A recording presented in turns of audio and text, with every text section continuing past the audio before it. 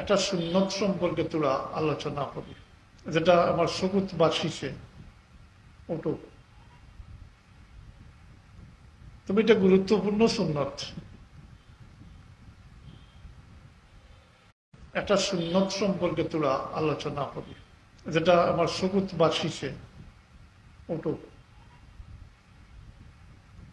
তবে এটা গুরুত্বপূর্ণ সুন্নত।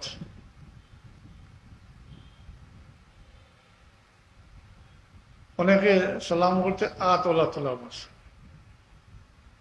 এবং বেশিরভাগই ওলা খরচ। আগে করতে নাই, আগে মক্তব্য হুজুরে শিখাইতা, এখন তোর মক্তব নাই। এখন দেখা দেখি কে করের কিতার লাগি করের, তার ইতিহাস কিতা, কারণ কিতা, তার হেতু কিতা, কেউ আমরা খবর লই না। এর কারণে আজকাল বেশিরভাগ মানুষকে সালাম করতে সময় ওলা উল্টা আছে, ওলা হাত তুলাম। পয়লা জানতে হইব হাতকে তোলা যেটা, এটা সালামের কোনো অংশ নাই, না, এটা আলাদা। সালাম জবান দি করে, ছোট করি করলে আসসালামু আলাইকুম, আর বড় করি করেন যদি তো আসসালামু আলাইকুম রহমতুল্লাহ। সালাম করা সুন্নত 10টা নেকি, জবাব দেওয়া ওয়াজিব নেকি একটা, জবাব কিন্তু দেওয়া ওয়াজিব। সালাম থেকে সালামের জবাবটা লম্বা হইত। আপনি গাওয়ালি একজন মানুষের লম্বা করি সালাম দিলা, তাই জবাব জানো ইন্না লম্বা করিয়া, তাই তো সুন্নত আদায় করতে পারলাম না, মাতই না।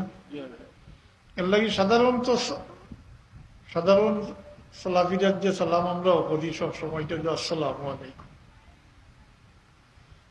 আর জবাব দেনেওয়ালা যদি জানেন তাইলে আপনি আসসালামু আলাইকুম রহমতুল্লাহ কইলা, তাই না, ওয়ালাইকুম আসসালাম রহমতুল্লাহ ও বারাকাতুহু যুক্ত কইলা। সালাম থেকে সালামের জবাব